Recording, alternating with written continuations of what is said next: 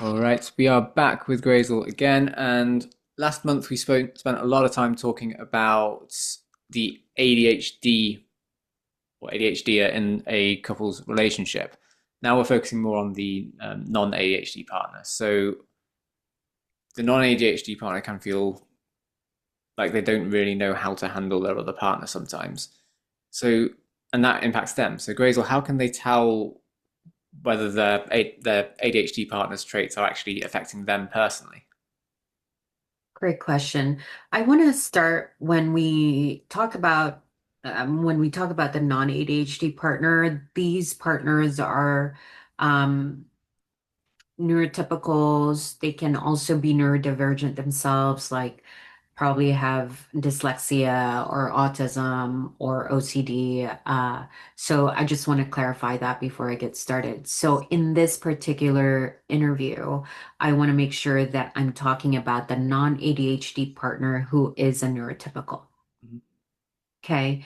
So I think it's important for a neurotypical to understand that when your partner with someone who has ADHD, it's a lot of your dynamic is going to be based on the neurobiological part of the brain. So understanding that um, there's a difference in the way that you process information is going to give you an in on what to look for. So if you're seeing that you're carrying more responsibilities in the relationship, then that's kind of one sign that probably you're over functioning or you're taking a role of being the overly responsible partner. Mhm. And there's a lot that play into being the over functioning partner, right? Like you're taking care of tasks that's not yours to take care of. You're taking care of shared tasks alone, where your partner is probably not doing much of it. Um, you're taking care of planning. You're seeming like you're doing everything on your own. Mhm.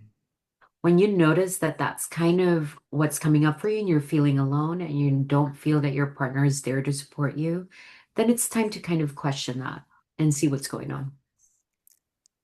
Yeah, so you just mentioned about feeling alone and talking about how there's sort of these practical signs of you doing everything by yourself. The shared tasks aren't being shared; they're falling solely to you. Um, what other emotional signs might indicate that they're they're bearing more of the load? And the reason I'm asking is because I can imagine if someone's a kind of helper type, that's just their natural who they are. They do everything themselves because they want to help other people anyway. It's not about the ADHD stuff. So how can they tell where, like, what is it? Yes, great question. It's like, yeah, how do I assess that my trait as a nurturer or as a natural person that likes to care for others is a little bit overboard now, right? Um, Emotional signs are maybe you're getting a little bit more irritable, snappy, feeling alone, feeling resentful,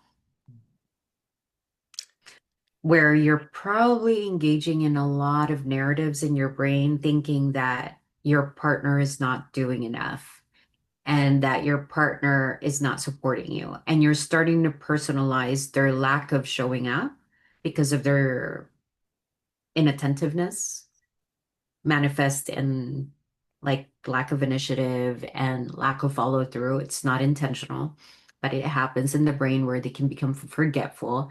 And then it leaves you feeling like you have to take care of everything. Mhm. You will feel resentful about that. So when you start to feel resentful, remember that you're having narratives in your mind that's probably very unpleasant or negative about your partner. Mm. So you have to watch out for those. Yeah, and this is the really difficult thing I think to navigate because you can stop those thoughts. You can kind of train your brain effectively. Like when you notice you're having those kind of resentful thoughts, oh, they never do anything, oh, it's this thing again. You can stop that and you can choose to think something different. You can choose to say, no, I love them, they're my partner, it's okay. but it doesn't fix the situation, right? Yeah.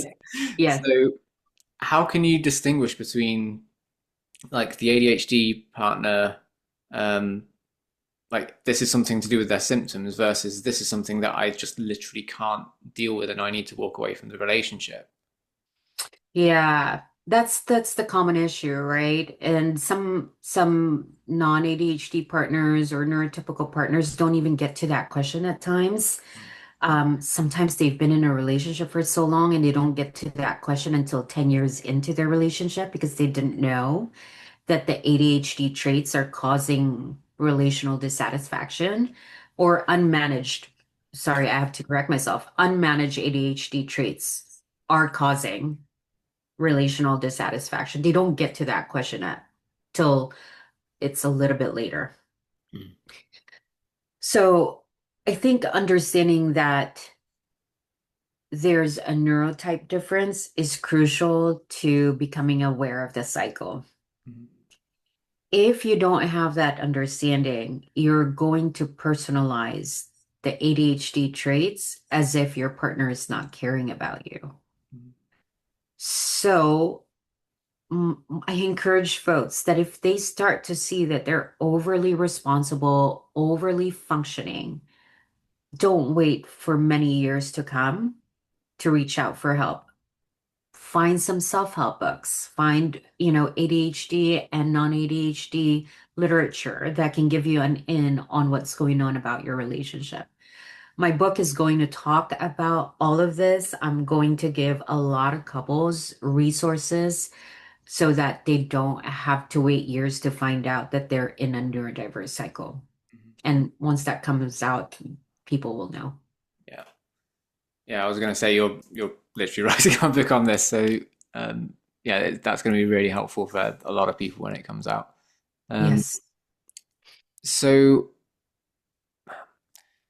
if you're in that situation and you're not happy in the relationship, you're dissatisfied, you know that it's an ADHD based problem, it's probably quite difficult for you to flip out of the kind of state that you've been in terms of resentment and doing everything yourself and finding a way around it. Um, in the process of flipping out of that, I imagine you'd be second guessing a lot of your own needs. Like, is it okay for me to need a half hour walk a day just so I can clear my head and things like that? Um, so how can you know what's okay to kind of Yeah. help yourself? Yes. So there's two scenarios here. If you do know that your partner is struggling with ADHD traits and they're having difficulty managing their traits, that's one hypothetical. And the other hypothetical is when you don't know Mhm. that you're in a neurodiverse cycle and that there's ADHD involved. The first hypothetical, I think it's it's better than the other because once you are aware that there's ADHD that's coloring your cycle, you can attend to your relationship in a different way. You can definitely talk to your partner in a way that is going to be more collaborative and say, hey, I'm feeling as if I'm taking a lot of load off our shared responsibility plate, and I'm feeling alone, and I'm starting to become resentful about it. I'm wondering if we can talk about this and find support so that I don't continue to feel resentful.